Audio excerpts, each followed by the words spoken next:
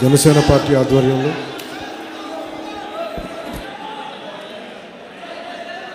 BC సదస్సు వచ్చిన ప్రతినిధులందరికీ, మా జనసేన పార్టీ బీసీ కులాలకు చెందిన నాయకులందరికీ ప్రత్యేకంగా మీకు మా హృదయపూర్వక నమస్కారాలు తెలియజేసుకుంటూ నేను మీకు ఆహ్వానం పలుకుతూ ఉన్నాను. గత కొద్ది రోజులుగా, కొద్ది నెలలుగా పెద్దలు మనోహర్ గారు బీసీలకు సంబంధించి జనసేన ఎజెండా ఎలా ఉండబోతుంది అని చాలా లోతుగా చర్చించుకుంటా ఉన్నాం. ఖచ్చితంగా అందరూ అభిప్రాయాలు తెలియజేసేలాగా మనం అమలు చేయగలిగే ప్రయత్నాలు ఏమున్నాయి వీటి మీద చాలా మాట్లాడుకుంటూ దాంట్లో భాగంగానే ఇది ప్రారంభించు. అసలు బీసీ అనే పదానికి బ్యాక్వర్డ్ క్లాస్ అనే ఒక మాట, అది ఉత్పత్తి కులాలు, బీసీ కులాలు అనేది. సో ఉత్పత్తి లేని చోట ఏది ముందుకెళ్దు. ఈ సమాజానికి, భారతదేశపు సంస్కృతికి కానీ సమాజానికి కానీ వెన్నెముక. సో అందుకని మనం బ్యాక్వర్డ్ క్లాస్ అనే పదానికంటే కూడా మనం బ్యాక్ బోన్ క్లాస్ అనేది గుర్తు. అంటే మీరే బ్యాక్ బోన్. భారతదేశపు సమాజానికి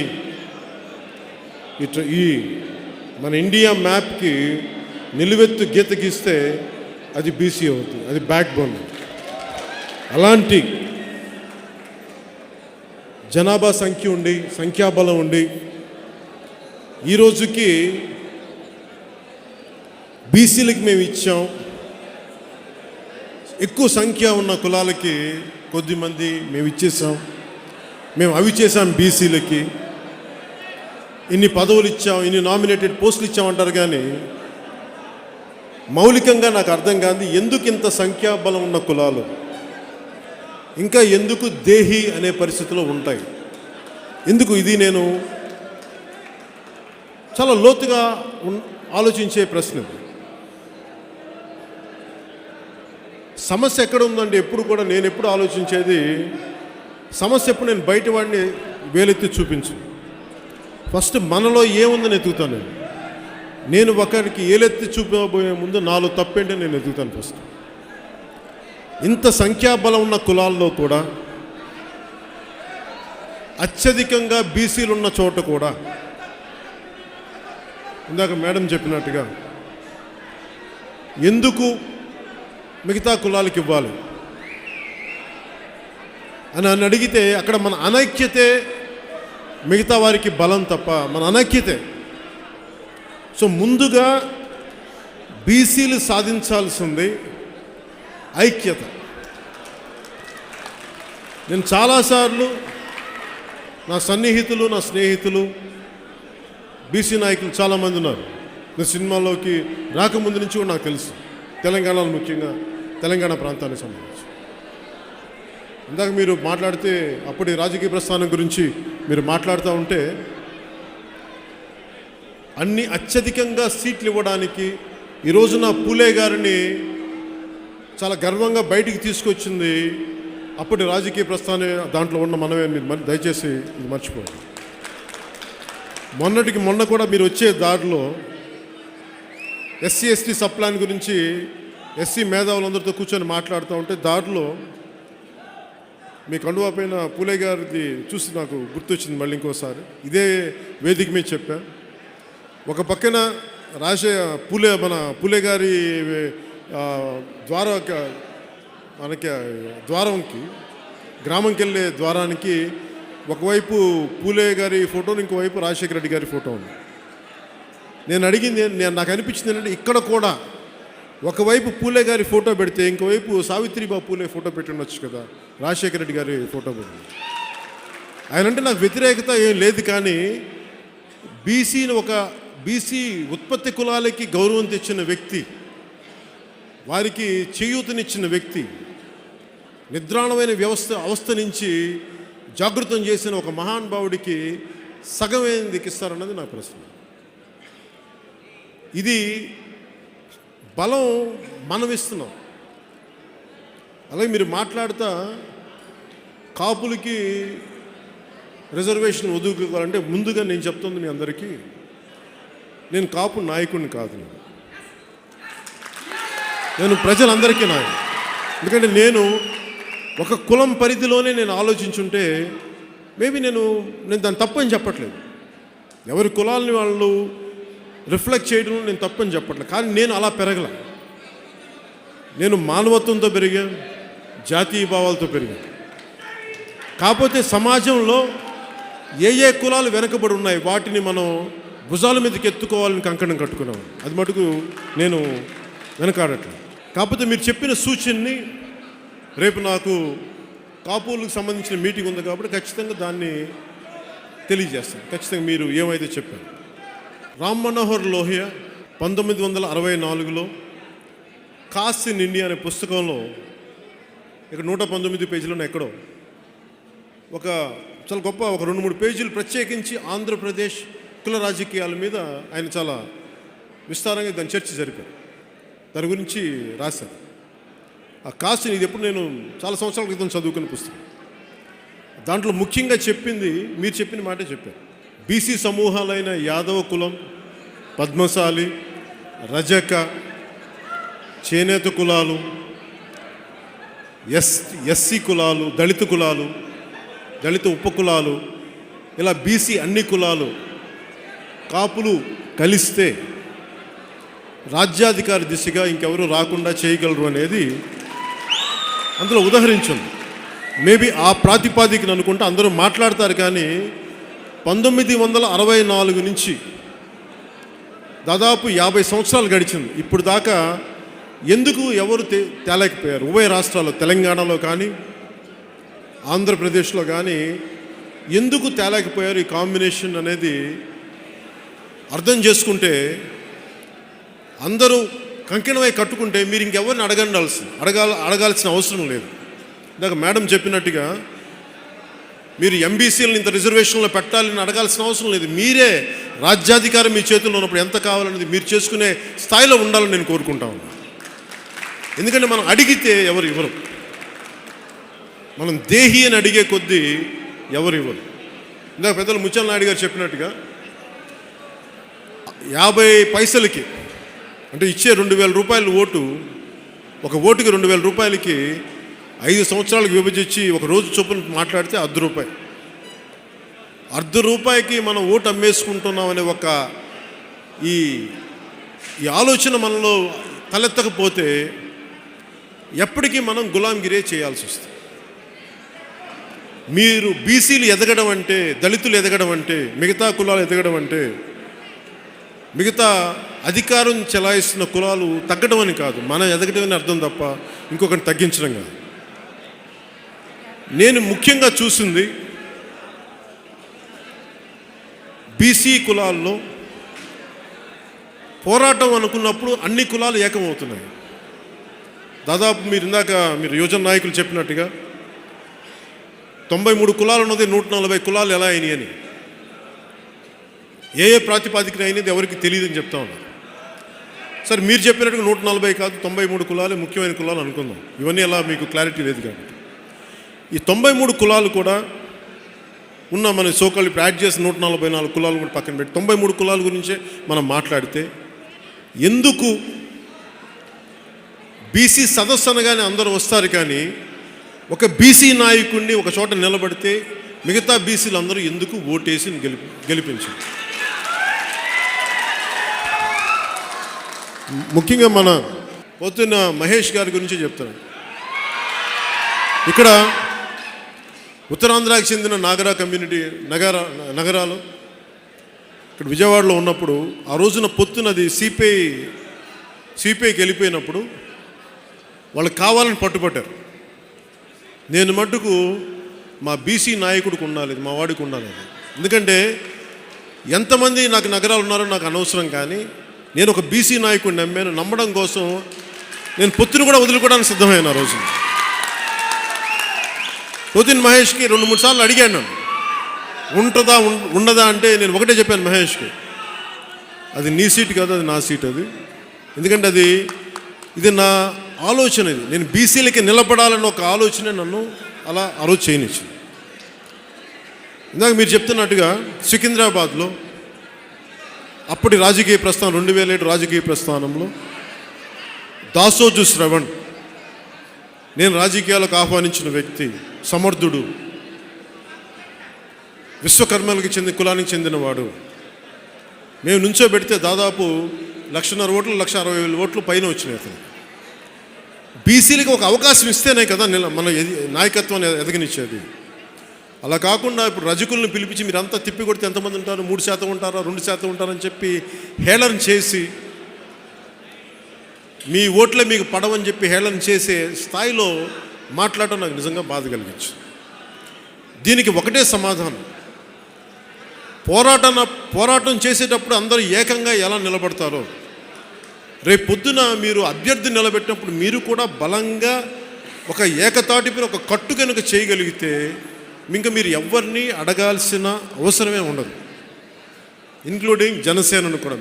మాకు భయం వేస్తుంది మీ మాట వింటాను, మీ కట్టు మాకు భయం వేస్తుంది. నాకే కాదు, ఏ రాజకీయ నాయకుడికి. నేను ఎప్పుడు కూడా ఒక బీసీ నాయకుడు మాట్లాడుతున్నప్పుడు, ఇప్పుడు నన్ను కూడా నేను మాట్లాడుతున్నప్పుడు నన్ను ఒక కులానికి ఘాటు కట్టి నన్ను బీసీ నాయకుల చేత తిట్టిస్తారు, లేదా కాపుల చేత తిట్టిస్తారు. అదొక క్లాసిక్ స్ట్రాటజీ. లేదా దళిత నాయకుల చేత తిట్టిస్తారు. అంటే ఏంటి దీని వెనక ముఖ్య ఉద్దేశం ఏముంది అంటే, మీలో మీరు కొట్టుకు చావండి. పవన్ కళ్యాణ్ అనే వ్యక్తిని కాపు కులానికి చెందిన వ్యక్తి కాబట్టి బీసీల చేత తిట్టిస్తే వాళ్ళిద్దరు కింద స్థాయిలో, గ్రామాల స్థాయిలో కొట్టుకుంటారు. దళితులు చేత తిట్టిస్తే వాళ్ళిద్దరు కొట్టుకుంటారు.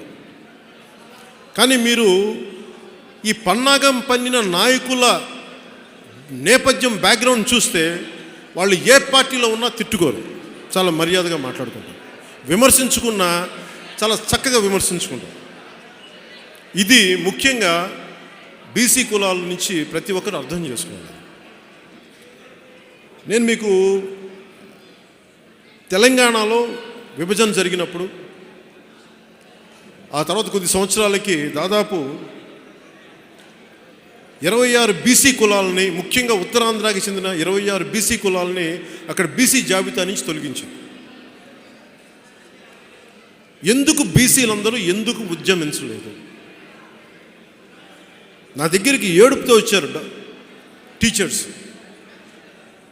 మేము తెలంగాణలో ఉండలేకపోతున్నాం, మా ప్రాంతాలకు వెళ్ళిపోవాలనుకుంటున్నాం.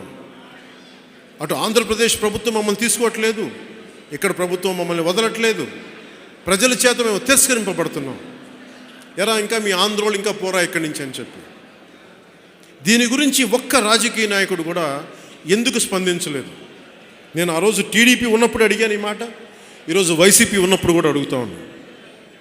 ఇది ఎంతమంది అంటే, బీసీఏ నుంచి బండార, కురుబ, కాళింగ, కురాకుల, పొందల, సామంతుల, ఆసాదుల, కేవిటి, సెట్టిబలిజ, నాగవడ్డీలు, వక్కలిగ, గుడియ, బీసీడీ నుంచి అగరు, అడ్డగిరి, గవర, గొడబ, జక్కల, కండ్రి, కొప్పుల వెలమ, నాగవంశం, పోలినాటి వెలమ, తూర్పు కాపు, గాజులు కాపు, సాదర, అరవ, బేరి వైశ్య, బేరి చెట్టి, అతిరసు.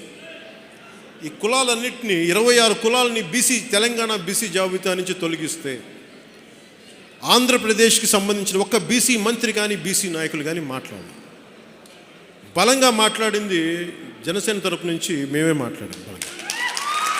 ఈరోజుకి ఈ బీసీ సదస్సు నుంచి నేను అడుగుతా ఉన్నా, కాళింగులను తీసేశారు, పొలినాటి వెలమలను తీసేశారు, తూర్పు కాపులను తీసేశారు, ఇంకా చాలా కులాలను తీసేశారు, 26 కులాలను తీసేశారు ఉత్తరాంధ్ర నుంచి. ఒక్క మంత్రి కూడా, ఒక్క వైసీపీలో ఉన్న ఒక్క మంత్రి కూడా పోలినాటి వెలమ కులానికి చెందిన ధర్మాన ప్రసాదరావు గారు కానీ, స్పీకర్గా పనిచేస్తున్న కాళింగులు కులానికి చెందిన పెద్దలు వారెందుకు మాట్లాడలేదు? అలాగే తూర్పు కాపులకు చెందిన బొత్స గారు ఎందుకు మాట్లాడలేదు? ఉత్తరాంధ్రలో 26 కులాలకు పైగా తీసేస్తే ఏ ఒక్క నాయకుడు కూడా ఎందుకు మాట్లాడలేదు? బీసీ సదస్సు బీసీ నాయకులు కొందరిని కూడా నేను అడుగుతా ఉన్నాను, మీరు దయచేసి దీనిని ఆ నాయకులు మీరు దాని మీద ఒక తెలంగాణ ప్రభుత్వం వింటుందా వినదా అని పక్కన పెడితే అసలు కనీసం దాని మీద గొడవ చేయాల్సిన అవసరం ఉంది కదా. మాకు ఇంత అన్యాయం జరిగింది అంటే కనీసం వాళ్ళు వివరణ ఇచ్చుకోవాల్సిన అవసరం ఉంది కదా. ఈ రోజున మన బీఆర్ఎస్ పార్టీ ఆంధ్రాకు వస్తే నేను మనస్ఫూర్తిగా ఆహ్వానించాను, ఖచ్చితంగా నేను ఆహ్వానించదగ్గది. ఏ పార్టీ ఎక్కడైనా పెట్టుకోండి. ఒకప్పుడు ఆంధ్రా వాళ్ళని తిట్టారు, అది నాకు సరే ఏం చేస్తాం, ఆ రోజు పరిస్థితులు మారిపోయినా నేనేం దాని గురించి ఏం మాట్లాడట్లేదు. కానీ మరి మాట్లాడేటప్పుడు ఖచ్చితంగా నేను ఈ రోజున కోరుకుంటాను, బీఆర్ఎస్ నాయకులు దీని మీద ఎంతో కొంత వివరణ ఇవ్వాలి. దీని మీద బీఆర్ఎస్ పెద్దలందరికీ కూడా నా విన్నపం, 26 కులాలని మీరు బీసీ కులాలను తీసేశారు కదా, దీని మీద మీ ఆలోచన విధానం ఏంటి? నేను దీని మీద మన వైసీపీ నాయకుల్ని అడుగుతున్నా, తెలుగుదేశం నాయకుల్ని అడుగుతున్నా, అలాగే బీఆర్ఎస్ పార్టీ నాయకులను కూడా అడుగుతున్నా. 26 కులాలని తెలంగాణ బీసీల నుంచి తీసేసినప్పుడు తిరిగి వాటి మీద మీ స్పందన ఏంటి? అది ఖచ్చితంగా ప్రతి ఒక్కరు అడగాల్సిన ప్రశ్న. బీఆర్ఎస్ వివరణ ఇచ్చుకోవాల్సిన అవసరం కూడా ఉంది. బుర్రా నరసయ్య గౌడ్ గారితో మనం మాట్లాడుతూ ఆ మధ్యన బండారు దత్తాత్రేయ గారు అలాయ్ బలాయ్ అనే ప్రోగ్రాంకి పోయిన సంవత్సరం పిలిచినప్పుడు బుర్రా నరసయ్య గౌడ్ గారు కనిపించి ఆయన అంది, బీసీలకు కావాల్సింది ఆర్థిక పరిపుష్టి, ఒక రాజకీయ సాధికారతే కాకుండా ఆర్థిక పరిపుష్టి. ఈ పదం విన్నప్పుడు నాకు గుర్తొచ్చింది, వడ్డెర కులానికి చెందిన వెంకటేష్ గారు అనుకుంటాను, ఆయన ముఖ్యంగా తెలంగాణ నాయకులు. ఈ మైనింగ్లో రాళ్ళు కొట్టే దాంట్లో మాకు వాటా ఉండాలి అనేది అనేది గోడల మీద ఎప్పుడు చూస్తూ ఉన్నాడు. 2008లో అప్పుడు రాజకీయ ప్రస్థానంలో నేను వెళ్ళాను, వడ్డెర్ల మీటింగ్కి వెళ్ళాను. నేను అన్ని బీసీ కులాల మీటింగ్కి ఎంతో కొంత వెళ్ళినవాడిని. నేను చిన్నప్పుడు చిరాల్లో పెరిగినవాడిని. పద్మశాలి చేనేత కులాల్లో ఎంత కష్టం ఉంటుందో నాకు తెలిసినవాడు. ఎందుకంటే డొక్కలు ఎండుకుపోయింది. ఇది కొట్టి కొట్టి డొక్కలు పేగు ఈ పొట్ట ఈ పక్కటెముకలకు అంటుకుపోయింది. సరైన ఒక పూట తిండి ఉండేది, ఒక పూటకే తిండి ఉండేది, అంత పేదరికం ఉండేది. కానీ ఎక్కడ ఆత్మగౌరవం చంపుకొని దేహి అని అడిగేది కాదు బీసీ కులం, అలాంటి చేనేత కులాలు. చిన్నప్పుడు నాతో పాటు చదువుకున్న నా కంసాలి స్నేహితులు వాళ్ళ ఇళ్ళకి వెళ్ళేవాడిని చీరాలు. నేను చెప్పాను వాళ్ళ కష్టాన్ని చూశాను. ఎందుకంటే వాళ్ళ నాన్నగారు సోడా బుడ్డి కళ్ళద్దాలు ఇంత లావు అయిపోయి కనిపించక, ఎందుకంటే చాలా చీకట్లో చిన్న లైట్ తోటి వేసి ఈ స్వర్ణకారులు ఎంత సఫర్ అవుతారో నాకు బాగా తెలిసింది. మీరు ఇంత కష్టపడతారు. స్వర్ణకారులు నా దగ్గరికి వచ్చి ఎక్కడ ఏది పోయినా పోలీసు మమ్మల్ని వేధిస్తారు, మమ్మల్ని మీరు ఏదైనా మాట్లాడంటే నేను మాట్లాడాను. నేను కోరుకుంటుంది ఈ రోజున నేను మీకు ఎక్కువ మాట్లాడను, నేను ఎక్కువ మాటలు చెప్పను. నేను మీలో ఒకడిని, నేను మీకు అండగా ఉంటాను.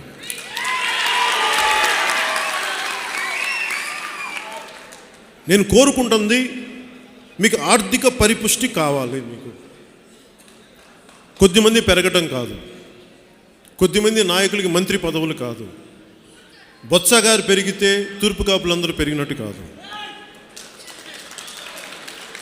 కొద్దిమంది నాయకులు పెరిగితే మిగతా అన్ని కులాలు పెరిగినట్టు కాదు. నేను కోరుకుంటుంది ప్రతి చివరికి మనం సంఖ్యాబలం ఉన్న మోస్ట్ బ్యాక్వర్డ్ క్యాస్ట్ ఎంబీసీల్లో మనం ఎంత హక్కును చేర్చుకున్నాం. యాదవ సమూహాల్లో గౌడు సమూహాల్లో సంఖ్యాబలం ఉంది.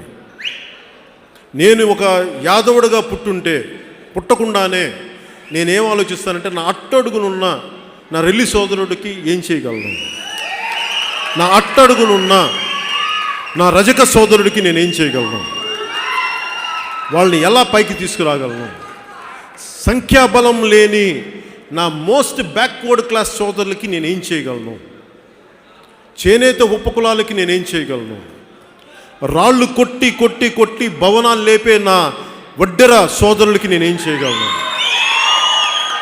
వాళ్ళకి ఆర్థిక పరిపుష్టి ఏం చేయగలను, కొంత మైనింగ్స్లో కొంత కంపల్సరీగా రిజర్వేషన్ మీరు ఇవే అడుగుతాను. నేను కోరుకుంటున్నాను మీరు ఆర్థిక పరంగా మైనింగ్స్లో కూడా బీసీ కమ్యూనిటీస్కి వాటా ఉండాలని నేను కోరుకుంటున్నాను.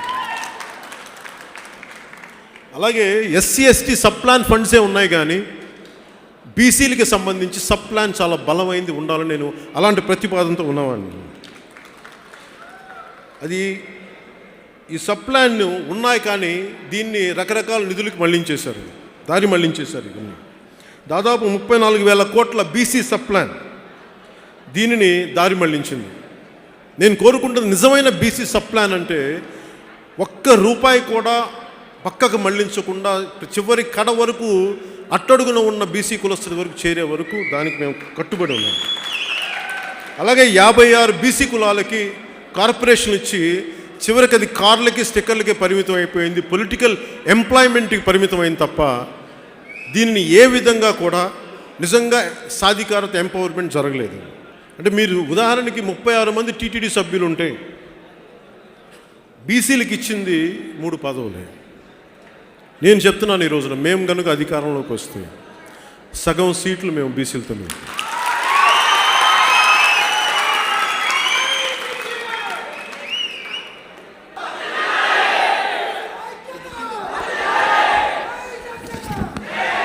ముఖ్యంగా దీంట్లో వైసీపీ ప్రభుత్వం వచ్చాక కేవలం బీసీ జనాభా దాదాపు మన రాష్ట్రంలో కొంచెం అటు ఇటుగా 2 కోట్లు అనుకుంటే ఒక 40 లక్ష 5 కులాల్లో సంఖ్యాబలం 44 లక్షలు ఉంటాయి. మిగతా అన్ని కులాలు కలిపి మిగతా 88 కులాలకి ఇలా లెక్కపెట్టి తీసుకుంటే ఇది 1,70,00,000 పైగా ఉండదు. సో దీంట్లో మేము బీసీలకి ఇంత డబ్బు ఇచ్చామని వైసీపీ నాయకులు మాట్లాడుతుంటే 2 కోట్ల జనాభా ఉన్న బీసీలకి వాళ్ళు ఇచ్చింది 4.37 లక్షల మందికి ఏడాదికి 10,000 చొప్పునే ఇచ్చారు. ఏడాదికి 10,000 ఇచ్చి మన భవిష్యత్తుని కొనేశారు, మన బిడ్డల భవిష్యత్తుని కొనేశారు.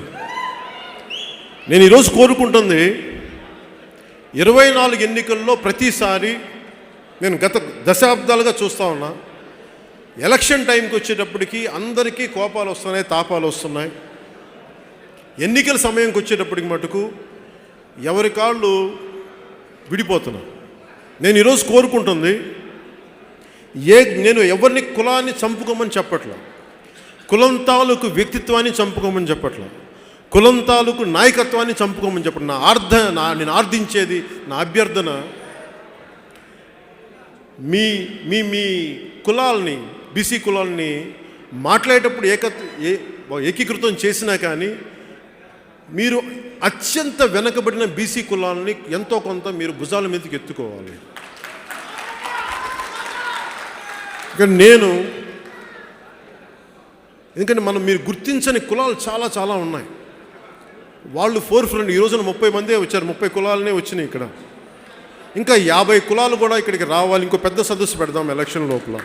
ఇందాక పెద్దలు ముత్యాల నాయుడు గారు చెప్పినట్టుగా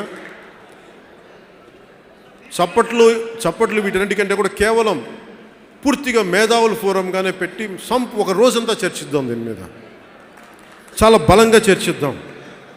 వీళ్ళందరూ ఎంతసేపు 10,000 రూపాయలు ఇచ్చేసి కడుపు కొట్టడం మీదే ఉన్నారు వీళ్ళందరూ. మత్స్యకారులు ఇంత తీర ప్రాంతం అంతా మత్స్యకారులే ఉన్నారు.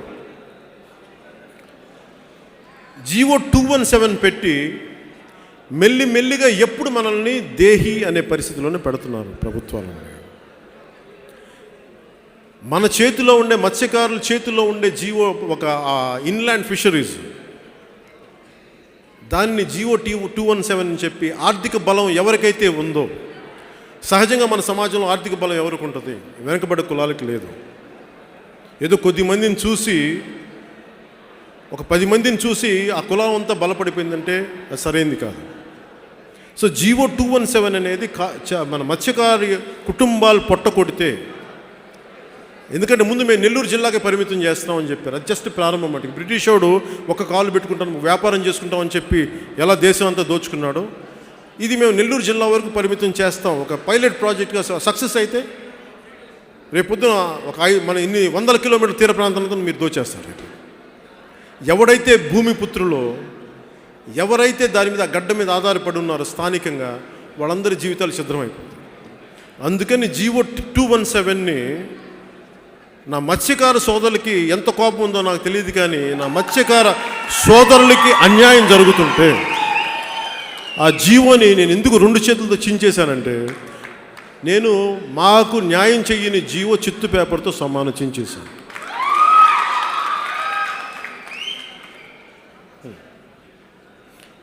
మత్స్యకార కుటుంబాలు కోరుకుంటుంది ఈ గుజరాత్లో ఎక్కడో చిక్కుకుపోయి అట్నుంచి పాకిస్తాన్లో దొరికిపోయి లేదంటే శ్రీలంకలో ఇంటర్నేషనల్ వాటర్స్లో దారి తప్పేసి వాళ్ళకి కావాల్సిందల్లా మేము ఊరు వదిలి వెళ్ళటానికి సిద్ధంగా లేము, మాకు జట్టీలు కావాలి. కనీసం 20 కోట్లు పెడితే జట్టీలు వచ్చే పరిస్థితి. కొన్ని వేలాది మంది మత్స్యకారులు ఇంటికి దగ్గరలో ఉంటారు. దీని మీద ఎవరు ఆలోచించట్లేదు. సో జనసేన 24లో మేము ఆలోచిస్తుంది మత్స్యకారులకు మేము చేయగలం అనేది. ఈ డీటెయిల్స్ అన్ని మళ్ళీ నేను ఈ ఆవిర్భావ సభలో చెప్తాను వీటన్నిటి మీద.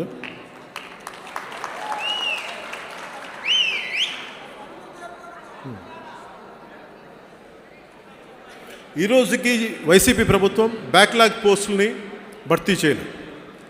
దాదాపు 400 పోస్టులు అలాగే ఉండిపోయినాయి. మీరు కనుక ఉద్యమిస్తానంటే బీసీల తరపున మీరు అందరూ కలిపి మీకు ఏవైతే అన్యాయాలు జరిగినాయో ఒకరోజు మీరు రాష్ట్ర బంధుకు పిలుపునిస్తానంటే నేను మీకు అండగా ఉంటాను. చైతన్యం రగిల్చాలి అంటే మీరు నన్ను కూర్చోబెట్టి ఒకరోజు పొద్దు నుంచి సాయంత్రం వరకు దీక్షగా కూర్చుందాం అంటే మీరు ఎక్కడికి రమ్మంటే నేను ఎక్కడికి వస్తాను.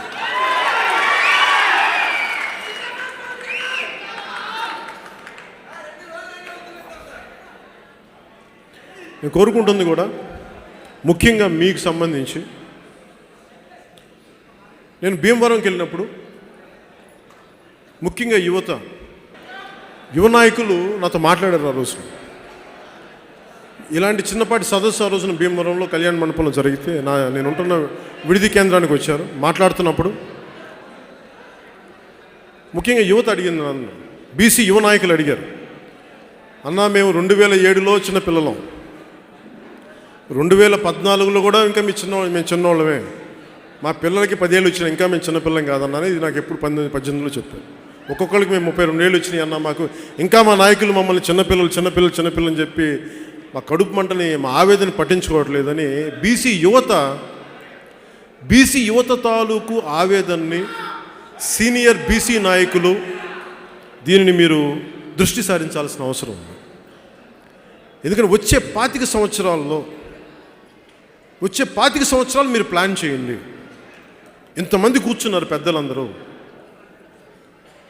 బీసీ మేధావులందరూ కూర్చొని బూరా నరసయ్య గౌడ్ గారు చెప్పింది 93 కులాలు రిజిస్టర్డ్గా మీరు గుర్తించినాయి, ఇంకో 40 కులాలు వాళ్ళు అదనంగా కలిపి 140 కులాలు ఉన్నాయి. సరే మీరు అది మీకు సంబంధించిన విషయం కాబట్టి మీరు ఎలాగ నిర్ధారిస్తే దాన్ని ఆ విధంగా మీరు నెక్స్ట్ 25 ఇయర్స్కి మీరు ఒక ప్రణాళిక మీ దగ్గర ఉండాలి నాయకులకి. ఈ రోజున ఇక్కడ ఉంటున్న 22 ఏళ్ల పిల్లలు, 25 ఏళ్ల పిల్లలు కాదు, ఇప్పుడు పెరిగి స్కూల్లో ఇప్పుడే పుట్టిన పిల్లల గురించి కూడా మీరు రేపొద్దున వాడికి ఇప్పుడున్న సంవత్సరం ఉన్న కుర్రవాడు రేపొద్దున 25 ఏళ్ల వయసుకు వస్తే ఆ కుర్రవాడికి ఏం చేయాలన్నది కూడా మీరు దయచేసి ముందు చూపుతూ మీరు ఆలోచించి బీసీలకు సంబంధించి ఆర్థిక పరిపుష్టి, విద్య, అలాగే వారికి రాజకీయ పరమైన సాధికారత, వీటన్నిటి మీద మీరు ఒక 25 సంవత్సరాలు ఈ ఆర్థికాభివృద్ధిలో ఈ రాజకీయ సాధికారతలో ఎట్లా ఉండాలి మనందరం అనేది మీరు ఒక ప్రణాళిక మీరు సిద్ధం చేయాలి. మిగతా వాళ్ళందరూ కూర్చున్నారు, ఎవరైతే రూలింగ్ క్లాసెస్ అంటున్నామో they have a plan for next 25 years, next 50 years. అభివృద్ధి ఎక్కడ జరగబోతుంది, ఏ సెక్టార్లో జరగబోతుంది, మనం దాన్ని అందుకోవడం ఎలాగా అనేది వాళ్ళ దగ్గర ఒక స్పష్టమైన ఎజెండా ఉంది. అది మీరు అందరూ ఎందుకు ఆలోచించట్లేదు? మీరు ఒక ఎలక్షన్ కోసమే మీరు ఎందుకు ఆలోచిస్తున్నారు? మీరు మాట్లాడాల్సింది ఒక 25 సంవత్సరాలు, ఒక 20-22 సంవత్సరాలు ఉన్న యువత ఇక్కడ 50 సంవత్సరాలకు వస్తే మనకి మీరు ఈరోజు మీతో పాటు ఇంకొక తరా నాయకత్వాన్ని పెంచాల్సిన అవసరం ఉంది. ఇక్కడున్న యువజన నాయకుడిని ఒక 20 సంవత్సరాల తర్వాత మీరు అద్భుతంగా రాష్ట్రాన్ని లీడ్ చేసే పరిస్థితిలో ఉండాలని నేను కోరుకుంటా ఉన్నాను. అంత అద్భుతంగా ఉండాలని కోరుకుంటా ఉన్నాను. ఎందుకంటే చేతి కర్ర అవసరం వచ్చే వరకు వచ్చే మనవడి అవసరం తెలియదండి.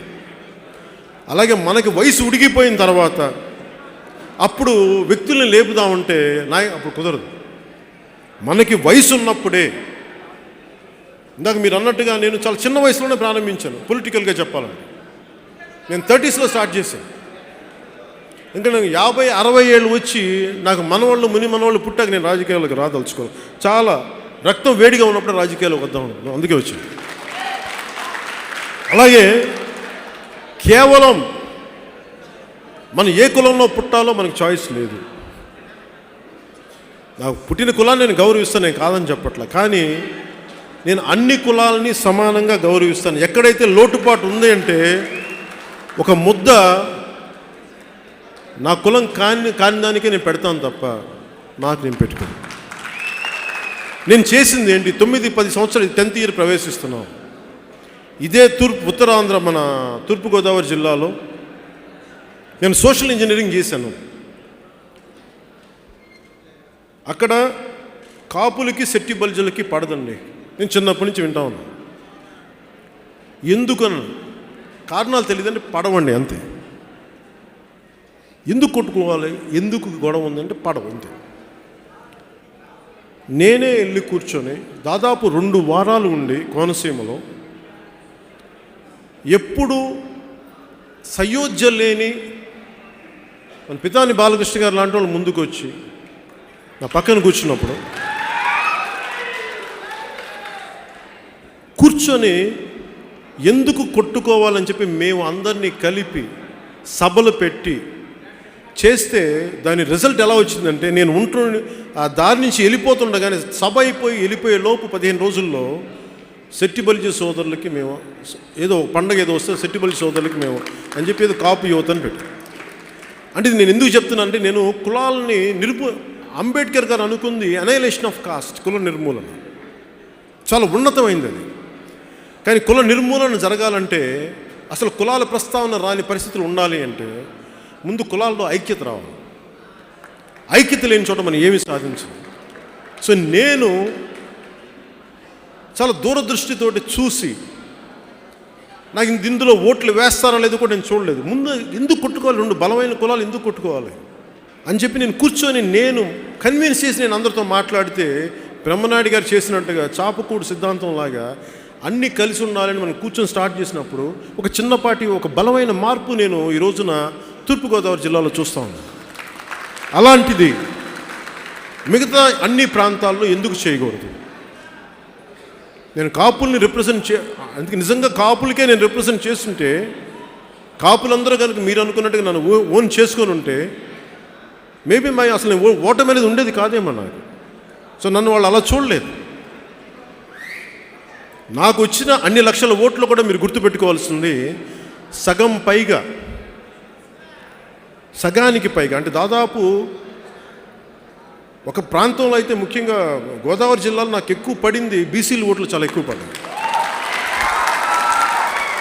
మత్స్యకార సోదరులు చాలా బలంగా నిలబడ్డారు, నేను ఎప్పుడు మర్చిపోయాను.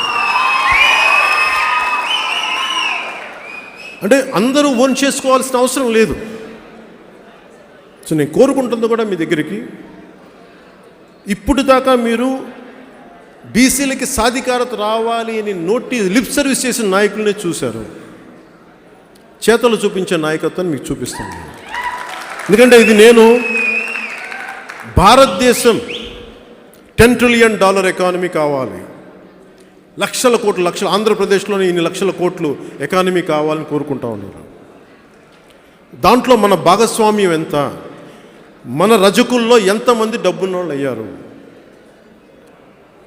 మన యాదవుల్లో ఎంతమంది ఉన్నతమైన స్థానానికి వెళ్ళారు? మన మత్స్యకారుల్లో ఎంతమంది షిప్పింగ్ యూనిట్స్ పెట్టగలిగారు? ఎంతమంది ఒక ఆక్వా ఫుడ్ ఫ్యాక్టరీస్ లాంటివి పెట్టగలిగారు మత్స్యకారుల్లో? చేనేత పరిశ్రమల నుంచి వచ్చిన కులాల నుంచి, పద్మశాలీల దగ్గర నుంచి కానీ వీళ్ళందరూ కూర్చొని మనలో ఎంతమంది ఇటలీ కూడా ఎక్స్పోర్ట్ చేయగలిగే అంత మన వస్త్ర నైపుణ్యం మనం ఎంత ఎక్స్పోర్ట్ చేసాం మనం, అలాంటి యూనిట్స్ పెట్టగలిగి అందులో భాగస్వామి మన వాళ్ళు ఇంతమంది ఉన్నారు. ఈ కళ్యాణ్ జ్యువెలర్స్ ఇట్లాంటి జ్యువెలర్స్ ఇలాంటి కాకుండా మన విశ్వకర్మలు ఎన్ని గోల్డ్ షాప్స్ పెట్టగలిగారు, ఎన్ని చైన్ ఆఫ్ గోల్డ్ షాప్స్ పెట్టగలిగారు. ఇది మన కొలమానం. మీకు ఎప్పుడైతే ఆర్థిక పరిపుష్టి జరిగిందో రాజకీయ సాధికారత వెనకాలే వచ్చి తీరుతుంది. ఈ రోజున వైసీపీ నాయకులు కానీ ఏ నాయకులైనా కానీ టీడీపీని ఎవరైనా సరే వాళ్ళు ఎందుకు ఇంత బలమైన ఆట ఆడగలరంటే వాళ్ళ ఆర్థిక పరిపుష్టి. అది మన దగ్గర ఉందా లేదా, అది లేనంత కాలం మనం కొట్లాటకి ముందుకు ఏకం అవ్వగలం తప్ప ఏకీకృతం చేయడానికి మన దగ్గర ఆర్థిక సత్తా లేనప్పుడు నిజంగా మనం ఎన్ని పోరాటాలు చేసినా ఫైనల్గా నా కడుపు ఆకలే, నా కడుపు నింపన్నా 2,000 రూపాయలే కరెక్ట్, ఇది ₹1 రోజుకి. కానీ ఆ ఒక్క క్షణంగా నా 2,000 రూపాయలు నా పిల్లోడు నా కొడుకు ఫీజు వస్తుందేమో, నా భార్య అడిగిన అవసరాలు తీరుస్తారేమో ఒక సగటు మనిషి ఆలోచిస్తాను. అందుకని నా 2,000 రూపాయలకి ఎందుకు అమ్ముడైపోతారంటే ఆత్మాభిమానం లేక కాదు, ఆ అవసరం అలాంటిది. అందుకని అలాంటి పరిస్థితిలో లేకుండా ఉండాలంటే మీరు ఎంతో కొంత మన జనాభాకి మీరు అండగా నిలబడాలి అంటే ఆర్థిక సత్తా ఉండి తీరాలి. నేను రాజకీయ పరిపుష్టి ఎంత సాగుద్ది ఉన్న పరిస్థితుల్లో నాకు తెలియదు, కానీ ఒక్కటైతే మీకు మాటిస్తున్నాను, మీకు ఆర్థిక సత్తా మీ కులాల నుంచి మీకు ఆర్థిక సత్తా ఇచ్చే బాధ్యత నేను వ్యక్తిగతంగా జనసేన నుంచి నేను తీసుకుంటాను. ఈ రోజున ముగింపు మాటలుగా పెద్ద మనసుతో మీరందరూ వచ్చినందుకు నేను వైసీపీ మీరు ఎవరినైనా న్యూట్రల్గానే చూడండి, మమ్మల్ని కూడా నేను నమ్మమని చెప్పట్లేదు. ఇన్ని సంవత్సరాలు ఇంతమంది మాట్లాడుతూ ఉన్నారు. నేను ముత్యాల నాయుడు గారు చెప్పింది నేను చాలా మనస్ఫూర్తిగా తీసుకున్నాను. ఒక పార్టీని ఓడిపోయిన తర్వాత నడపటం అంటే ఒక సామాన్యమైన విషయం కాదు. ఎందుకంటే నేను ఓడిపోతే నా అపాయింట్మెంట్ కూడా తీసుకోలేని వ్యక్తులు కూడా తొడలు కొట్టారు నా దగ్గర. లేని మీసాలు కూడా మెల్లి తిప్పారు. ఇట్లా నాంత మీసాలు కూడా నేను తిప్పడానికి ప్రయత్నం చేస్తాను, వాళ్ళ మీసాలు కూడా లేవు. కనీసం బలమైన తొడలు లేకపోయినా నేను ఓడిపోతే ఆ బలహీనమైన తొడల మీద కొట్టారు, నువ్వేం బీకావు అంటే ఇంత కష్టంగా ఉంటుంది. నేను ఎందుకు తీసుకున్నాను అంటే జనసేన గెలుపు బీసీల గెలుపు గుర్తుపెట్టుకున్నాను. ఒక కులం గెలుపు కాదు, ఇది బీసీల గెలుపు. నేను పంతం పెట్టాను బీసీలకు అధికారం రావాలని పంతం. నేను దారి మాంజీ లాంటి వాడు. నేను బీహార్లో మాంజీ అనే వ్యక్తి భార్య చనిపోతే నా భార్యకి జబ్బు పడి హాస్పిటల్ తీసుకెళ్తే చుట్టూ తిరిగి వెళ్ళాల్సి వచ్చింది. కొంచెం ముందుగా ఒక 10 నిమిషాల ముందు వచ్చి నా భార్య బతికుండేదని చెప్పి డాక్టర్ చెప్తే భార్య చనిపోయిన తర్వాత కసితోటి ఇంకెవరికి కష్టం రాకూడదని చెప్పి ఆ కొండను కొట్టేశాడు, ఒక్కటి ప్రారంభించాడు. అలాగా నేను చాలా ఉన్నతమైన ఆశయం అనుకున్నాను. ఎంతసేపు కొద్ది మంది చేతిలో అధికారం ఉండకూడదు, ఎక్కువ మంది చేతిలో అధికారం ఉండాలని కోరుకునేవాడిని. ఇది నేను చాలా ఓపెన్గా నా కమ్మ ఫ్రెండ్స్కి చెప్తా, నా రెడ్డి స్నేహితులకి చెప్తా, నా వెలమ స్నేహితులు కూడా చెప్తా, అగ్రవర్ణాల్లో ఉన్న నా ఫ్రెండ్స్ అందరికీ చాలా ఓపెన్గా చెప్తాను. నేనేం దాయట్లే, బీసీలకి సాధికారత రావాలి. అలాగే నాకు తెలిసిన కాపు నాయకులందరికీ కూడా చెప్తాను, బీసీలతో కలిపి మీరు అధికారం పంచుకోవాలి. ఎందుకంటే ఎవ్వరు కూడా పెద్దలు మనోహర్ గారు, మీరు ఇందాక రామ్ మనోహర్ లోహియా కూడా ఆయన బీసీ కాదు, మీరు గుర్తుపెట్టుకోండి. ఆయన వైశ్య కులానికి చెందినవాడు, బనియా కులానికి చెందిన వ్యక్తి, బీహార్ అగ్రవర్ణ కులానికి చెందిన వ్యక్తి బీసీల గురించి ఆలోచించాడు. సో మనోహర్ గారు కూడా అలాంటి వ్యక్తి, బీసీలకి సాధికారత కావాలి. అందుకనే ఆయన ఆధ్వర్యంలో చేస్తున్నప్పుడు మనస్ఫూర్తిగా నాకు నచ్చింది. అలాగే నూరు భాషలు, దూదేకులు, ఏంటి చిన్నప్పుడు నేను వాళ్ళ ఇళ్ళలో అన్నం తిన్నవాడిని కాబట్టి ఒంగోలులో నాకు తెలుసు. నాకు నేను క్లౌపేటలో పెరిగాను. ఒంగోలులో నాకు చాలామంది దూదేకులు, నూరు భాషలు రంజాన్ వస్తే నాకు వచ్చి మాకు ఏది పండుగ పాయసం పంపిస్తే నాకు ఆ రోజు నాకు ఇంకా గుర్తున్నాను. ఆ కృతజ్ఞతే. ఎందుకంటే మీరు మీ శ్రమ మేము మర్చిపోం, మీ కష్టం మేము మర్చిపోం. పార్టీ పెట్టినప్పుడు అక్కడ విజయవాడలో సెంట్రల్ మనకి ఆఫీస్ ఉన్నప్పుడు మొట్టమొదటిసారిగా కలిసింది నన్ను గుంటూరు జిల్లా నుంచి నూరు భాషలో వచ్చి నన్ను కలిశారు. కష్టాలు చెప్పుకున్నాను. నేను మీ జీవితాలు బాగుండాలని కోరుకునేవాడిని. అందుకని మీకు అండదండగా ఉంటాం. నేను ఎక్కువ మాట్లాడిన ఈ క్షణం ఎందుకు నేను ఎక్కువ ప్రామిస్ చేయట్లేదంటే, నేను మీ అందరితో ఇంకొక మీటింగ్ కూర్చొని రాజకీయపరమైన సాధికారత ఎలా ఇవ్వాలి, ఆర్థిక పరిపుష్టి ఎలా చేయాలి, విద్యాపరంగా మనం ఎలాంటివి ఉండాలి, దీని మీద ఒక ముసాయిదా ఒక చేసి దాన్ని బట్టి నేను చాలా సంపూర్ణంగా చేసే విధంగానే మాట్లాడతాను. అందుకని మీరు మనస్ఫూర్తిగా దీన్ని ప్రారంభం మటుకే తీసుకోండి. దీన్ని ఈ బీసీ సదస్సును ఇందరితో ముగించేసాం. నేను చేతులు కొట్టుకోవట్లేదు. ఇది అయిన రోజున కొట్టండి. ఇప్పుడు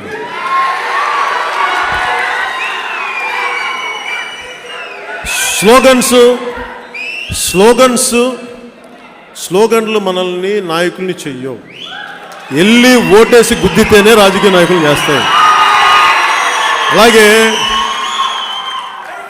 రేపొద్దున బూత్ కమిటీల్లో మీరు ఓట్లు వేయించాలి. ఎన్ని వేయిస్తే రేపొద్దున శ్రీనివాస్ యాదవ్ గారు గొప్ప క్యాబినెట్ మంత్రి అయితే మనకి ఎంత ఆనందంగా ఉంటుంది. మంచి బ్లూ లైట్ కార్లో తిరుగుతూ ఉంటే మా శ్రీనివాస్ యాదవ్ గారు చూడండి ఎంత అద్భుతంగా తిరుగుతున్నారు అనుకుంటున్నాగా. నా కోరిక అలా ఉంది. ఆయన అలా చూసుకోవాలి.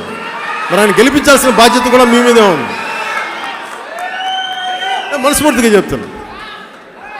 అలాగే మా పితాని గారు కోరుకుంటున్నాను. మా మహేష్ గురించి ఇంక చెప్పక్కర్లేదు. మా పాలవలసి యశస్విని గారు ఏ స్థాయికి వెళ్ళాలి కూర్చోబెట్టి ఆవిడ ఏ స్థాయిలోకి వెళ్తారో ఎలా తెలుసు, మేము నిలబడతాం అలాంటి ఆడపడుచులకి. సో ప్రతి ఒక్కరికి ఇక్కడ అందరికీ. మా రాయపాటి అరుణ ఒక్క మాట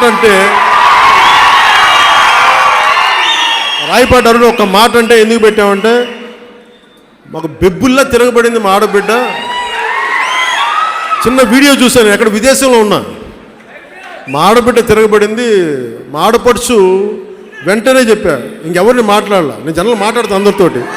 మా ఆడబిడ్డ కోసం కూర్చోబెట్టి మా ఆడపడుచు కోసం వెంటనే స్పోక్స్ పర్సన్, ఇలాంటి వీర మహిళలు కదా, ఇలాంటి ఆడబెబ్బులు కదా మాకు కావాల్సి ఉంది. ఏం తల్లి అంతేనా? సో నేను మనస్ఫూర్తిగా, మీరు మా నాన్నగారి స్నేహితులు, మీకు నేను మాటిస్తున్నా. మా నాన్నగారిది మీరు ఏమైతే చెప్పుకున్నారో, నేను మీలాంటి పెద్దలందరికీ గౌరవం ఇచ్చేవాడిని. మీరు ఏదైతే సాధించటానికి మీరు ప్రయత్నాలు చేశారో ఆ బాధ్యత నా వంతు కృషిగా నేను కూడా తీసుకుంటాను. ఈ బీసీ సబ్ ప్లాన్ గురించి నేను సంపూర్ణంగా దీని మీద ఇంకొకసారి జరిపి ప్రత్యేకమైన రౌండ్ టేబుల్ పెట్టి ఒకసారి అందరం కూర్చుందాం. దాని మీద మీ సలహాలు సూచనలు తీసుకొచ్చి బీసీలో నాయకత్వం వర్ధిల్లాలని మనస్ఫూర్తిగా కోరుకుంటూ, జనసేన తరపు నుంచి మీ అందరికీ చేతుల మీ అందరికీ ధన్యవాదాలు తెలుపుకుంటూ, జై పూలే, జై సావిత్రిబాయి పూలే, జై హింద్.